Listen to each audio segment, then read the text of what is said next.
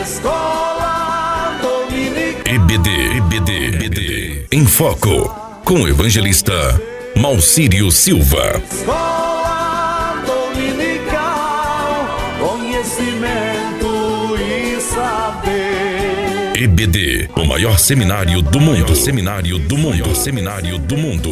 Moisés e a serpente e o encontro com...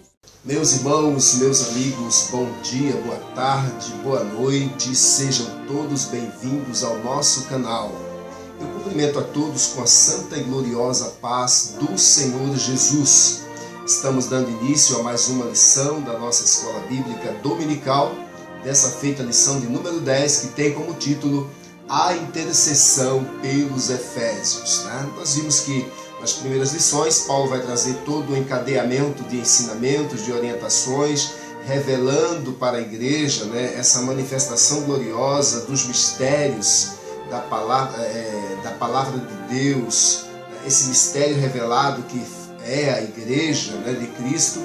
E agora, chegando agora a partir do capítulo 3, versos 14, a partir deste capítulo, a partir deste ponto, Paulo agora vai fazer uma intercessão. Que ele vai fazer uma intercessão pela igreja, a fim de que todo o mistério revelado seja compreendido, porque o que é espiritual se discerne espiritualmente, e Paulo sabe disso. É impossível ao homem natural compreender as coisas espirituais. Por isso a oração ela é tão necessária para a vida daqueles que amam a Deus. Para a liderança ela não deve somente ensinar, ela precisa orar para que esta revelação seja feita àqueles que aceitam a Cristo como Salvador. Porque na verdade é uma batalha espiritual que se trava quando alguém aceita Cristo como Salvador. E esses mistérios precisam ser revelados. E nada pode ser revelado se não for pelo Espírito Santo. Daí a necessidade da oração intercessora. Paulo sabe disso. Então, a intercessão pelos Efésios. O texto áureo diz assim: por causa disso me ponho de joelhos perante o Pai de nosso Senhor Jesus Cristo, do qual toda a família nos céus e na terra toma o nome. Efésios capítulo 3, versos 14 ao 15. A verdade prática diz: devemos interceder pelos eleitos de Cristo para que eles sejam fortalecidos de poder, vivam em comunhão e exercitem o amor de Deus. Vemos que o amor de Deus é um amor que é incondicional. Deus ama o pecador incondicionalmente. O que Deus aborrece é o pecado. E este amor ele deve permear a vida da igreja também. Todo mistério, de certa forma, oculto aos olhos dos homens não espirituais em relação à causa do Evangelho fora revelado aos gentios por intermédio do apóstolo Paulo, aos seus ouvintes. O motivo da intercessão do apóstolo pelos Efésios revela aos líderes da igreja que a oração intercessora é a arma mais eficaz a fim de que este mistério seja revelado a todos os novos crentes. Ao declarar por causa disso, ou por esta causa me ponho de joelho, lá no primeiro verso ele vai usar esse termo, Por causa disso, subentende-se, por causa do Evangelho, pela revelação do Espírito Santo no crente, pela manifestação da glória de Deus na vida desses novos irmãos, pela graça salvadora de Cristo Jesus, pela unidade das duas naturezas, em uma só, gentios e judeus, em uma nova humanidade, a igreja do Deus vivo, pelo acesso à glória eterna do Pai. Por esta causa me ponho de joelhos. Por esta causa eu, Paulo, sou prisioneiro de Jesus Cristo por vós, os gentios. Isso ele escreve no capítulo 3, no verso 1. Então, é importante que você preste muita atenção nesta lição, que ela é muito gloriosa, muito rica, e traz um conhecimento ímpar para as nossas vidas, para a vida da igreja, para a vida daqueles que querem se chegar a Cristo. A nossa leitura diária encontra-se em Mateus capítulo 6, versos 7 ao 15. Jesus ensina os discípulos a orar, né? Terça-feira, Filipenses 4, do 6 ao 7, devemos apresentar as nossas petições diante de Deus. 1 João 5,14, quarta, Deus escuta as orações e segundo a sua vontade nos ouve, ou seja, Ele responde segundo a sua vontade. Quinta, Mateus 6 e 7, Cristo ensinou que a oração deve ser feita sem o uso de vãs repetições. Depois, sexta, Jeremias 33 e 3, ao que clama, Deus promete responder e revelar suas verdades. Clama a mim, responder-te-ei, anunciar-te-ei coisas grandes e firmes que não sabes, diz o profeta Jeremias. E sábado, Romanos 8, 26, o Espírito Santo intercede por nós com gemidos inexprimíveis. Às vezes você não tem nem como falar, às vezes a situação é tão difícil, né? Mas e quantas vezes você só chora, né, nos pés do Senhor, na presença de Deus. E aí Paulo, escrevendo aos Romanos, ele vai dizer que o Espírito Santo ele vai interceder neste momento com gemidos inexprimíveis diante de Deus. Das leituras diárias podemos absorver que a oração é necessária. Sabemos que é a chave que abre portas e, por sua vez, é o meio mais eficaz de nos aproximarmos de Deus. E, claro, a oração que parte de um coração submisso, quebrantado, cheio de temor e agradecido. Existem circunstâncias em que a melhor coisa a fazer é entrar pelo caminho da oração, porque nem sempre as palavras são suficientes. Escrevendo aos Tessalonicenses, o apóstolo Paulo incentiva: orai sem cessar. 1 Tessalonicenses 5 e 17. A nossa leitura bíblica em classe encontra-se em Efésios capítulo 3, versos 14 ao 21. Por causa disso me ponho de joelhos perante o Pai de nosso Senhor Jesus Cristo, do qual toda a família nos céus e na terra toma o nome, para que, segundo as riquezas da sua glória, vos conceda que sejais corroborados com poder pelo seu Espírito no homem interior. Aliás, no homem interior. Para que Cristo habite pela fé no vosso coração, a fim de, estando arraigados e fundados em amor, poderdes perfeitamente compreender com todos os santos qual seja a largura e o comprimento e a altura e a profundidade, e conhecer o amor de Cristo que excede todo entendimento, para que sejais cheios de toda a plenitude de Deus. Ora, aquele que é poderoso para fazer tudo muito mais, abundantemente além daquilo que pedimos ou pensamos, segundo o poder que em nós opera, a esse seja a glória na Igreja por Jesus Cristo em todas as gerações, para todos sempre. Amém. Observe que oração grandiosa, que oração gloriosa que o apóstolo vai fazer em favor dos Efésios, porque Paulo sabe, eu falei no início, repito, que o homem natural não vai compreender, não compreende esses mistérios, mas a oração de um justo, ela pode muito em seus efeitos. E a partir do momento que você clama a Deus, a partir do momento que você ora com o coração submisso, arrependido, agora convertido, o Espírito Santo começa a revelar quais sejam as riquezas da glória de Deus. Interessante que eu acho nisso é que em nenhum momento Paulo faz abordagem aqui sobre bênçãos materiais, mas essas riquezas a que Paulo se refere, ele se refere a esta revelação. A maior riqueza para o homem, para a mulher, para o jovem, para o adolescente, é ter o discernimento da vontade de Deus, dos mistérios de Deus na vida do crente. Então, observe que essas riquezas são aquelas elencadas lá desde o início desse trimestre, que o apóstolo vem ensinando aos Efésios, né?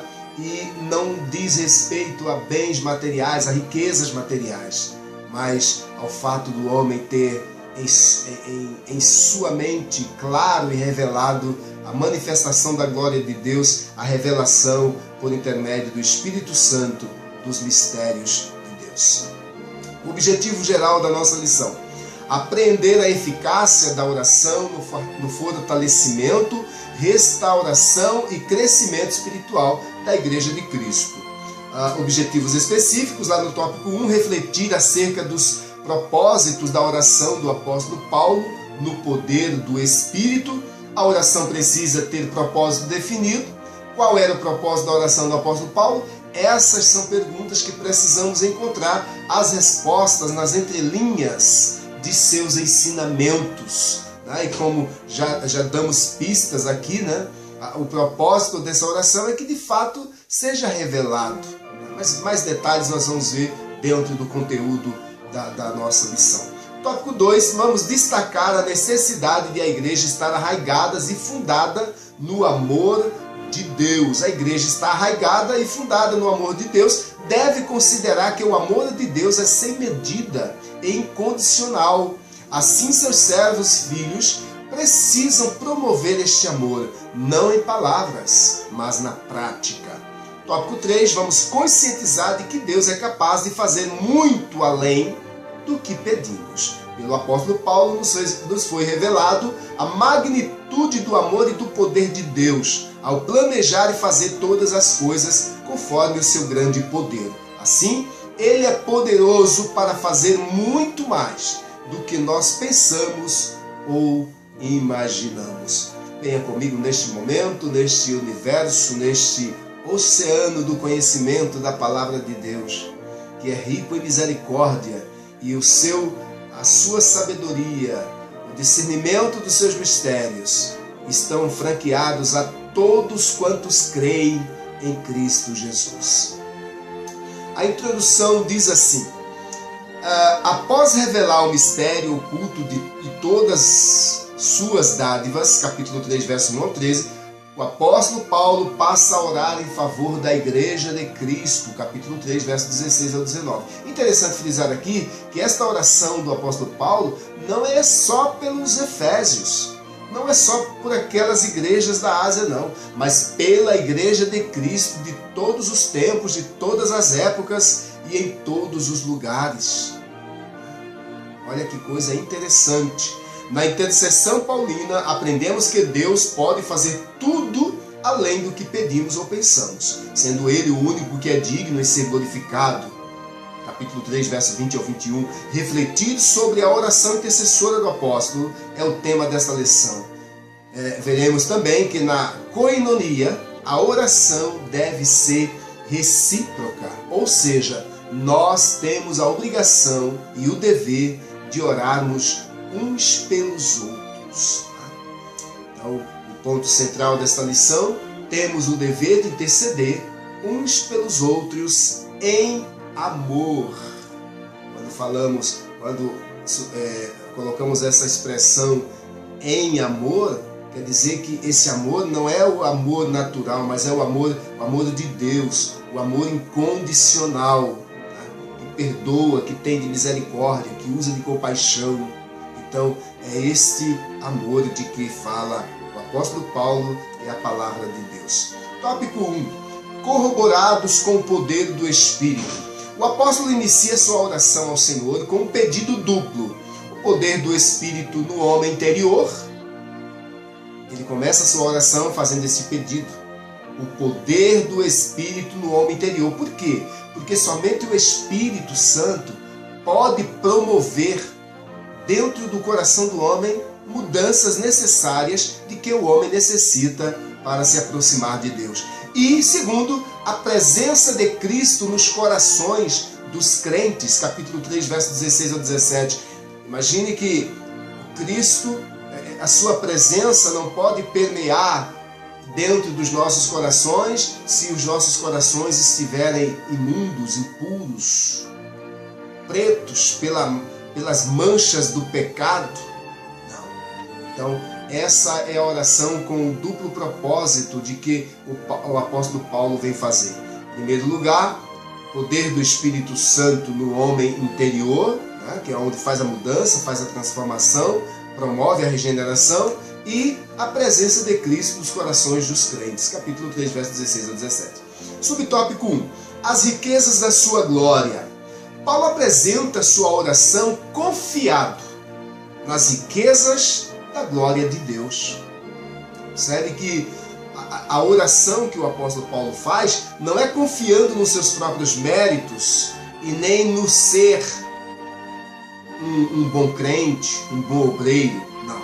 Mas ele está confiado nas riquezas da glória de Deus, capítulo 3, verso 16. O apóstolo já havia declarado que Deus é o Pai da glória, capítulo 1, verso 17, cheio de abundantes riquezas de sua glória, capítulo 2, verso 7, capítulo 3, verso 8, o que significa que ele é o possuidor de todas as glórias e dispenseiro de ricas e ilimitadas bênçãos. Em razão disso, Paulo pede para que a igreja seja fortalecida com poder, que seja habitada por Cristo e que compreenda o amor divino e tenha pleno de desenvolvimento espiritual. Capítulo 3, versos 16 a 19. Observe que a preocupação com o apóstolo Paulo são todas voltadas para o caráter espiritual da igreja. Tá?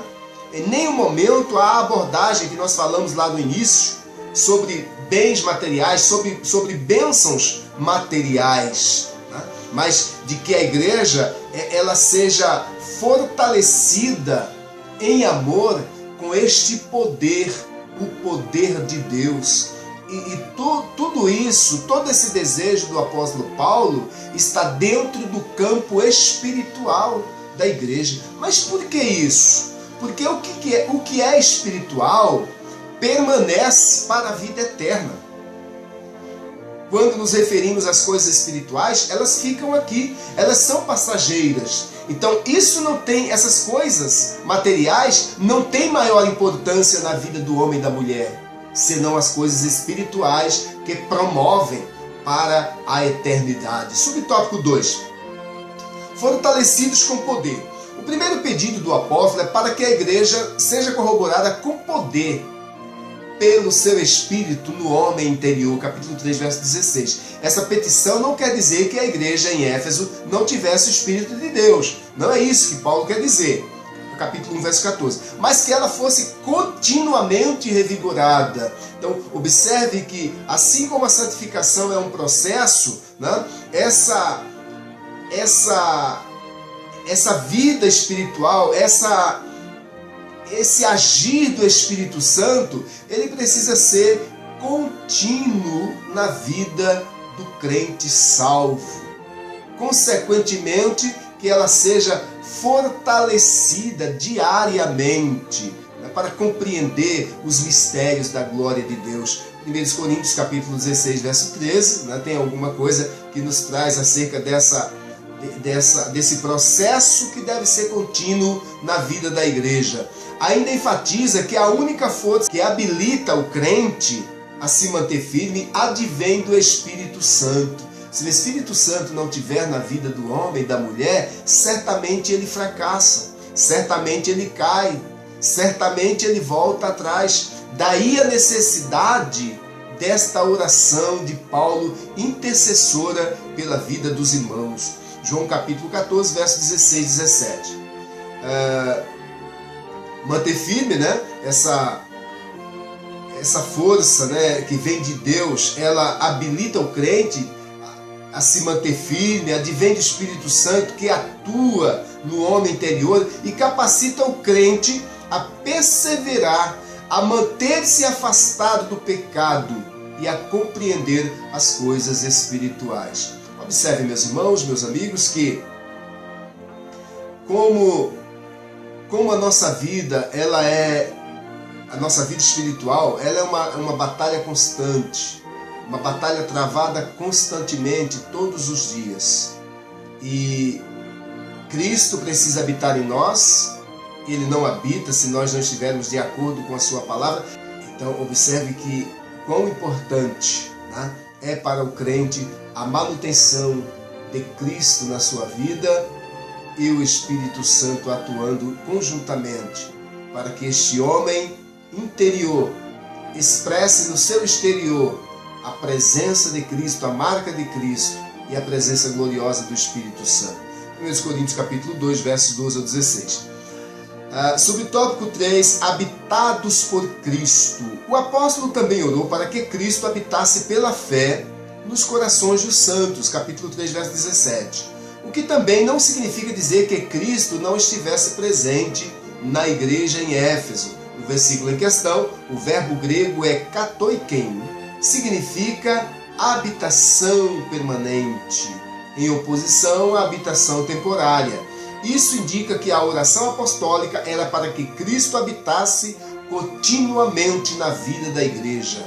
Assim, o ensino apostólico ratifica que sem Cristo a igreja não pode subsistir a forças do mal. Mateus capítulo 16, verso 18. A igreja precisa permanecer em Cristo. E permanecer em Cristo é fazer a sua vontade. É andar de acordo com a palavra de Deus, tá? Para que nós possamos permanecer em Cristo. Tópico 2. Arraigados e fundados em amor. Tá?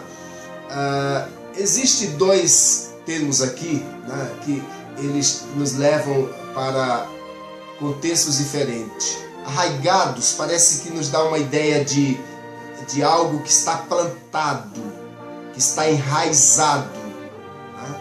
Está sólido, mas enraizado, dá uma ideia de raiz, de planta, de árvore, arraigados. E fundados, dá uma ideia de construção, de edifício. Tá? Então, arraigados e fundados em amor. O amor é a mensagem central do Evangelho de Cristo. Um dos propósitos da oração de Paulo foi para que a igreja entendesse e exercitasse o amor de Deus. O amor de Deus. Por que o amor de Deus? Porque o amor de Deus é incondicional. O amor de Deus, ele não é o amor humano. O amor humano é eterno enquanto dura. E às vezes ele acaba de começar e o seu final é só tragédia, é só amargura. Tá? Parafraseando aqui com o poeta. Mas o amor de Deus, ele é incondicional, ele é misericordioso, ele é compassivo. E é este amor que deve perdurar o coração da igreja. Subtópico 1. Amor, a virtude cristã. Nas Escrituras, o amor é atributo divino. Aquele que não ama não conhece a Deus, porque Deus é amor. 1 João 4:8. Foi por amor que Cristo se entregou por nós, para o resgate da humanidade. 5:2. O amor é o resumo da lei e dos profetas. Mateus 22:40. Sinal dos discípulos de Cristo, João capítulo 3, verso 35. A prova de filiação com Deus, 1 João 4:7. E deve ser expresso por meio de atitudes concretas, não é por palavras. 1 João 3,17. O amor é a maior de todas as virtudes e o princípio que norteia o fruto do Espírito. 1 Coríntios 13:13. Ciente dessa relevância, o apóstolo implora a Deus para que o viver da igreja seja arraigado e alicerçado no amor. Ou seja, que tenha raízes, que seja plantado, né, no amor, alicerçado, fundamentado, dá uma ideia de edifício, de construção, no amor, mas no amor de Deus. Subtópico 2. Arraigados e fundados em amor. Após rogar ao Pai pelo poder do Espírito e a habitação de Cristo, o apóstolo clama para que a igreja possa também compreender e praticar o amor. Capítulo 3, versos 17. Versos 6 e 17. Capítulo 3, 16 e 17. A expressão arraigados e fundados em amor, capítulo 3, verso 17, compara os santos como uma planta bem enraizada e uma casa bem alicerçada. Indica que sem o amor, a vida cristã não tem sustentação alguma. 1 Coríntios 13, do 1 ao 3. Por causa disso, o apóstolo insiste pela total compreensão de qual seja a largura e o comprimento e a altura e a profundidade do amor divino. Capítulo 3, verso 18. O uso dessas expressões aponta para a vastidão do amor de Cristo, que que excede todo o entendimento. Capítulo 3, verso 19. Indica que a lógica humana não pode mensurar o amor de Deus. O amor de Deus é imensurável. Observe que João, capítulo 3, verso 16, o apóstolo vai dizer na sua narrativa: porque Deus amou o mundo de tal maneira. Ninguém consegue mensurar essa tal maneira, né, do amor de Deus. Não é amor de fala, de lábios, não. É amor na prática, é agir, é fazer em defesa do outro, em defesa do próximo. Tá? Então, é desse amor que Paulo vem falar. Subtópico 3, a intensidade do amor de Cristo. Consciente de que somente o Espírito pode fazer entender e experimentar a grandeza do amor de Deus, Paulo pede para que os crentes conheçam a intensidade do amor de Cristo. Capítulo 3, versos 18 a 19. A ênfase recai em que Cristo nos amou e ainda nos ama e que, por isso, devemos amar os nossos semelhantes, devemos amar ao próximo. E lembrando, não de lábios, não de palavras, né?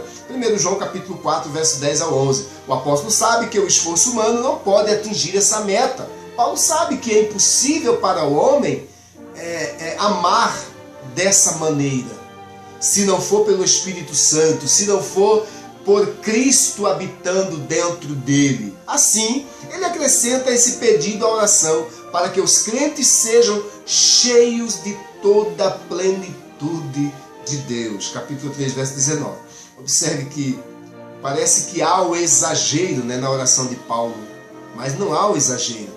É que ele sabe que é impossível para o homem praticar esse amor. Mas se o homem for cheio da plenitude do amor de Deus, ele consegue amar, ele consegue perdoar, ele consegue deixar, né, de lado coisas que possam afetar o seu interior, afetar a sua moral.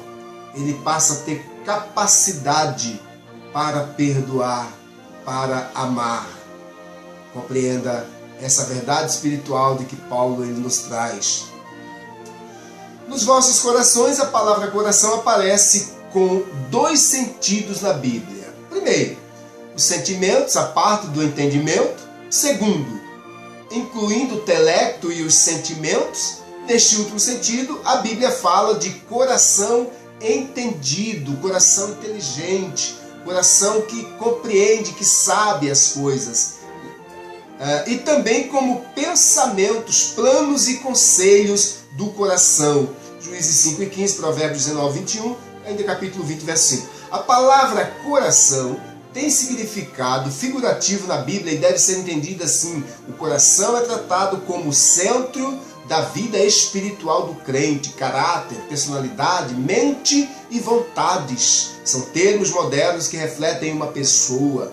E na Bíblia estes termos são conhecidos como coração, a fim de que, estando arraigados e fundados em amor, sugerem duas ilustrações. Primeiro, ilustram uma árvore e um edifício. Segundo, uma plantação, né? Arraigados, a plantação de uma árvore. É a representação que melhor ilustra a igreja e foi usada até por Jesus quando ele fala da videira, né? Se nós estivermos na videira verdadeira. João capítulo 15, verso 5. Já a palavra fundados tem a ver com fundamento e sugere a figura de um edifício, a igreja. Efésios capítulo 2, verso 20, Colossenses 1, 23, 2 e 7. Conforme o texto nos dá a entender, nossas raízes e fundamentos são firmados em ou no amor de Deus. O amor é a base do crescimento e o fortalecimento de nossas raízes em Cristo. A firmeza e a solidez dos fundamentos de nossa fé estão no amor de Cristo. Tanto uma árvore bem arraigada quanto o nosso fundamento, feito unicamente sobre a palavra de Deus, indicam que a vida cristã não deve ser superficial, nem basear-se em fundamentos rotos, né? Que não tem concretude, que não tem base sólida. Mateus capítulo 7, 24 ao 27. Isso é um comentário bíblico do pastor Elianai Cabral, comentário bíblico Efésios, Rio de Janeiro, da CPAD páginas 65 a 66. Vamos ao tópico 3. A bênção de Deus excede o pensamento humano. Em sua audaciosa intercessão em favor da igreja, o apóstolo ensina que Deus é capaz de fazer muito além do que pedimos e que o Eterno deve ser glorificado para sempre. Irmãos, observe bem, meus queridos, meus amigos, meus irmãos, que quando Paulo fala dessa bênção de Deus, é bom a gente sempre frisar isso. Nós estamos tratando aqui de bênçãos espirituais, né? Bênçãos espirituais. A revelação de Deus, a manifestação da glória de Deus. Esse entendimento que precisamos ter, essa compreensão da magnitude, da grandeza de Deus e o que Ele fez para resgatar a humanidade. É bom que se deixe isso bem frisado. Subtópico 1. A dimensão das bênçãos divinas. Ao concluir a ousada oração, Paulo lembra de que a magnitude do poder de Deus é capaz de fazer muito mais abundantemente além daquilo que pedimos ou pensamos. Capítulo 3, verso 20. Isso indica que o que Deus pode fazer ultrapassa em muito nossos melhores anseios e desejos. É bom frisarmos aqui que nem sempre aquilo que nós achamos que é grandioso, que, nossa, vai ser o máximo, para Deus não é. Para Deus não é. Por quê? Porque Deus está em uma outra dimensão. É por isso que o crente, por isso que a igreja, ela precisa estar em espírito para compreender a vontade de Deus. Porque às vezes as nossas vontades não é a vontade de Deus. Compreenda isso. Por isso que Paulo vai se manifestar dessa maneira, ensinando a igreja. Quer dizer que a mente humana é incapaz de alcançar a dimensão das bênçãos divinas. Nesse sentido, Paulo declara que as coisas que sequer subiram ao coração do homem são as que Deus preparou para os que o amam. 1 Coríntios 2:9. Essa instrução mostra que os pensamentos do Senhor são muito mais altos do que os nossos. Isaías 55:9. Desse modo, o poder divino que age na vida do crente e suas bênçãos disponíveis são impossíveis de dimensionar. A grandeza do poder do nosso Deus é capaz de responder para além das mais corajosas orações. 1 Reis 3, 5 e 14. O maior problema de que nós enfrentamos é que dentro de nossas limitações, nós imaginamos que aquilo que nós estamos pleiteando, né? Aquilo que nós estamos tão ansiosos, seja algo grande, seja algo suficiente. E não é, às vezes, aos olhos de Deus. Por quê? Porque Deus ele tem sempre mais para os seus. Mas é preciso que se olhe com os olhos espirituais. Porque, às vezes, o que pode ser uma bênção para mim, aquilo pode ser uma maldição. Compreenda isso. E quem é espiritual discerne bem as coisas espirituais. E às vezes nós até reclamamos de Deus, né? Às vezes até brigamos. Tem um pessoal aí que encosta Deus no canto da parede, misericórdia, né? Misericórdia. Então nós precisamos aprender com o apóstolo Paulo de que Deus, ele tem sempre mais, sempre o melhor.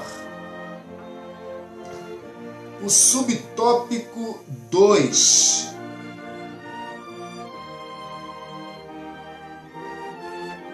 O convite para a adoração. Paulo encerra esse capítulo com o convite de adoração a Deus, cuja glória é devida. Na igreja por Jesus Cristo, em todas as gerações, 3:21, a conclusão paulina não poderia ter sido diferente. Nos versículos anteriores, ele discorreu acerca da boa nova do mistério revelado. capítulo 3, verso 3 ao 5. Das muitíssimas riquezas de Cristo conferidas à igreja, capítulo 3, 8 e 9. Da grandeza do poder de Deus, 3 e 16. E da infinitude do amor de todas as bênçãos divinas que excede a compreensão humana, capítulo 3, 19 ao 20. Além dessas e das demais bênçãos, a única coisa a ser acrescentada era o louvor ao Senhor Deus, detentor de tamanhas dádivas. Então observe que nós devemos ser sempre agradecidos. E a maior bênção de que o crente precisa ser agradecido é a bênção da salvação. Esta revelação gloriosa que foi dada à igreja. Esse plano maravilhoso de que Deus preparou ainda antes que o mundo fosse fundado para resgatar a criatura ao Criador. Então, a vida do crente não é só pedir, não. O crente precisa ser agradecido, precisa ter um coração submisso, quebrantado e sempre adorador. Louvar a Deus, adorá-lo na beleza da sua santidade, agradecido por todas as suas bênçãos. Subtópico 3. A glória devida a Deus. Finalmente, Paulo prossegue a ensinar que Deus deve ser glorificado na igreja e em Cristo. Deus deve ser glorificado na vida da igreja e em Cristo Jesus. Em Cristo ele é glorificado no tocante ao ato do sacrifício. Cristo humanizou-se entre os homens, entregou a sua vida pelo resgate da humanidade. Nisto Deus é glorificado. E na vida da igreja? Será que a igreja tem cumprido o seu papel? Cristo cumpriu o seu papel. Mas nós, a igreja, uma reflexão para nós. Será que nós estamos cumprindo o nosso papel a fim de que Deus seja glorificado em nós? É isso que Paulo vem trazer, né, para a vida da igreja, para a vida dos Efésios, para a vida da igreja de todos os tempos, de todas as épocas. Quer dizer que os atos de louvar e glorificar a Deus fazem parte dos propósitos da instituição da igreja. Como que eu posso glorificar a Deus? Com as minhas atitudes, com o meu caráter, né? Com o amor que é na prática, que deve ser na prática. Capítulo 1, verso 6, 12 e 14. A igreja nunca terá glória em si mesma. Por que a igreja nunca terá glória em si mesma? Porque ela não resgatou ninguém, ela foi resgatada. E mesmo quando a igreja promove alguma ação que resgate alguém para Deus, não é a igreja que está fazendo isso. Isso é obra do Espírito Santo. A igreja é apenas um instrumento. Lembra de que nós somos vasos? Lembra que nós somos instrumentos? Lembra de que nós somos a expressão máxima da representação de Cristo na terra? Então todas as nossas ações devem glorificar a Deus por intermédio de Cristo Jesus, o nosso Senhor. Toda glória é exclusivamente tributada para Deus por intermédio da obra de Cristo. A igreja existe porque Cristo morreu pela igreja. É dessa forma que nós devemos pensar. Salmo 115, 1, João 13, do 31 ao 32. Em sua oração, o apóstolo anela que essa postura de adoração e exaltação a Cristo perdure por todas as gerações e enfatiza seu pedido com a frase para todo o sempre. Capítulo 3, verso 21. O que significa que deve ser praticada por todos os crentes de todas as épocas, de todos os tempos. Paulo, ao final de sua segunda oração, faz uma doxologia ao Deus Todo-Poderoso, que ouve e responde às orações. A oração do apóstolo parece ter alcançado um grau tão alto e sublime que nada poderia impedir a sua resposta. Para Paulo, Deus responde não somente ao que nós pedimos, mas Ele pode fazer muito mais do que pedimos ou pensamos. Verso 20. A total confiança no ilimitável amor divino move o coração de Deus e a resposta divina chega com bênçãos excedentes, isto é, sempre acima do que pedimos ou pensamos. Então Paulo ele deixa claro que essa confiança que nós temos é justamente essa confiança que nós temos quando oramos que toca o coração de Deus. Sabe quando você ora cegamente, né? Cegamente que eu digo, quando nós não vemos nada, nós não apalpamos nada, nós não temos nada substancial fisicamente ali e temos certeza que a resposta vem. É isso que Paulo fala que toca o coração de Deus. Né? A confiança ilimitável no amor divino é que move o coração de Deus e daí vem a sua resposta. Para que isso aconteça, é necessário que nossos desejos, aspirações e vontades sejam canalizados para o centro da vontade de Deus. Ou seja, a vontade de Deus, ela deve estar sobreposta à nossa vontade sempre. É por isso que nós temos que tomar cuidado na oração. É por isso que a nossa oração deve ser submissa, com o coração quebrantado, arrependido. O apóstolo João vai dizer que Deus não ouve a pecador. Mas se o pecador se arrepender, a este Deus ouve. Então observe que a oração submissa, ela deve ser seguida do arrependimento. Compreenda isso também. Ele é poderoso não só para fazer tudo o que pedimos ou pensamos, mas para fazer tudo além do que pedimos ou pensamos. Também o comentário de Helena Cabral, comentário bíblico Efésios, páginas 68 a 69. Conclusão. Concluindo a nossa lição, a ousada intercessão de Paulo anelava o fortalecimento da igreja.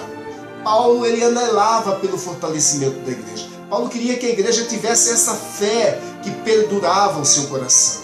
Tá? Então o apóstolo tinha ciência de que o perseverar do cristão dependia de 4 princípios basilares, os quais ele pediu a Deus em oração. Primeiro, o fortalecimento do poder na vida da igreja, a presença plena de Cristo é importante na vida da igreja, o intenso exercício do amor, o amor de Deus, e o contínuo crescimento espiritual, até encontrar a perfeição. E deixa eu falar uma coisa para você, essa perfeição nós não iremos alcançar aqui, querido. Por mais que nós nos esforcemos, por mais que nós busquemos servir a Deus da melhor forma possível, nunca iremos alcançar essa perfeição neste corpo e nesta vida. Mas naquele grande dia, quando nós recebermos o corpo glorioso, ali será aperfeiçoada todas as coisas. Isso é importante que você compreenda também. Durante esse processo, o povo de Deus deve glorificá-lo em todo o tempo. Enquanto essa perfeição não acontece, nós devemos perseverar na presença de Deus, em oração contínua, buscando cada dia mais o aperfeiçoamento, mesmo sabendo que neste corpo e nesta vida esta perfeição não virá, mas que naquele grande dia, quando o Senhor nos tomar para si, nós receberemos um corpo glorioso, seremos transformados exatamente à imagem e à semelhança do corpo de Cristo quando foi ressuscitado.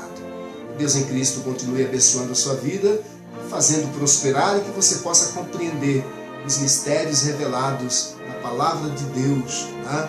E continuar essa intercessão, esta busca por fazer a vontade de Deus e agradá-lo sempre.